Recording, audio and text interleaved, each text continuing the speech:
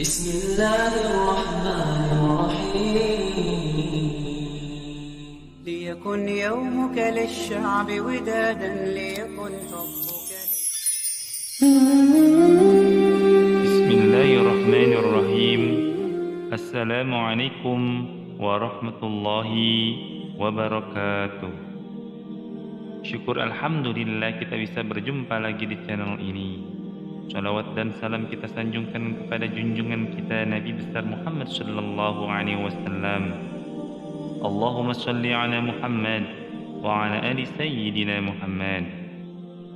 Saya awali dengan doa dan harapan semoga saudaraku setiap penonton channel ini selalu diberikan kesehatan, dilapangkan rezekinya, diampuni dosa-dosanya, dipanjangkan umurnya, ditambahkan keimanan serta ketakwaan kepada Allah Subhanahu wa taala.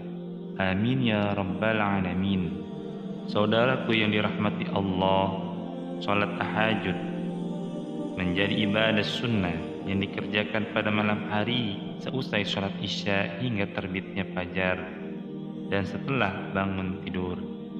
Bahkan pengerjaan sholat tahajud ini paling utama setelah sholat fardu 5 waktu. Dalam sebuah riwayat Nabi Muhammad SAW bersabda, puasa yang paling utama setelah puasa Ramadan adalah puasa pada bulan Allah Muharram. Sementara sholat yang paling utama setelah sholat wajib adalah sholat malam. Hadis riwayat Muslim. Saudaraku yang dirahmati Allah, berkaitan dengan sholat tahajud ada sebuah kisah mengenai seorang ahli tahajud yang tidak mendapat jaminan surga. Mengapa demikian? Berikut kisahnya. Seorang ahli ibadah yang rutin sholat tahajud namun tidak dapat jaminan surga. Kisah ini diceritakan Imam Al-Ghazali di dalam kitab Mukasyyafatul Qulub. Dalam kitab itu disebutkan seorang yang bernama Abu bin Hisham. Ia orang yang rajin bangun malam untuk sholat tahajud. Pada suatu malam, saat hendak mengambil wudhu, Abu bin Hisham kaget dengan kedatangan sesosok makhluk. Makhluk itu tepat berada di bibir sumur. Wahai hamba Allah, siapakah engkau? Tanya Abu bin Hisham. Aku adalah malaikat utusan Allah Subhanahu wa taala, jawab makhluk itu. Jawaban itu membuat Abu bin Hisham semakin kaget sekaligus bangga lantaran ia merasa dirinya ahli ibadah. Dia lalu bertanya, "Apa yang kamu lakukan di sini?" "Aku diperintahkan untuk mencari hamba pencinta Allah," jawab si malaikat. Melihat malaikat memegang buku catatan amal perbuatan yang tebal, maka Abu bin Hisham buru-buru bertanya, "Wahai malaikat, buku apakah yang engkau bawa?" Tanya Abu bin Hisham.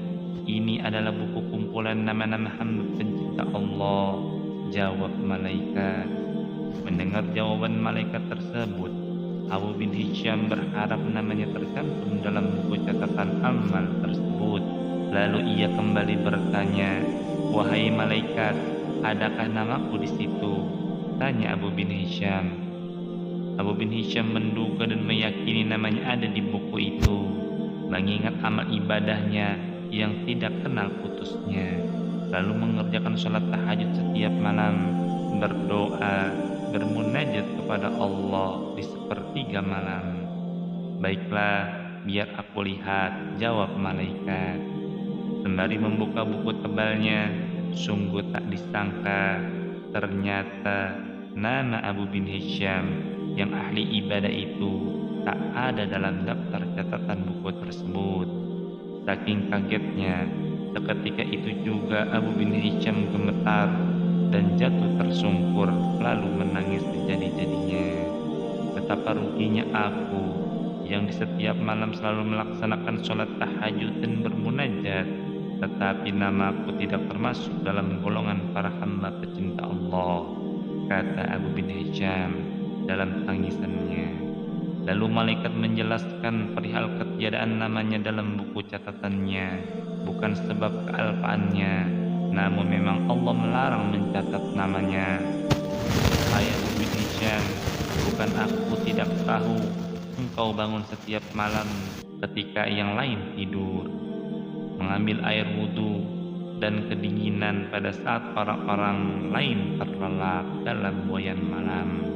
Tapi tanganku dilarang Allah untuk menulis namamu, kata malaikat. Ucapan tersebut membuat Abu bin Hisham penasaran. Dia kemudian bertanya, mengapa Allah Subhanahu wa Ta'ala sampai melarang malaikat mencatat namanya? Apa gerangan yang menjadi penyebabnya?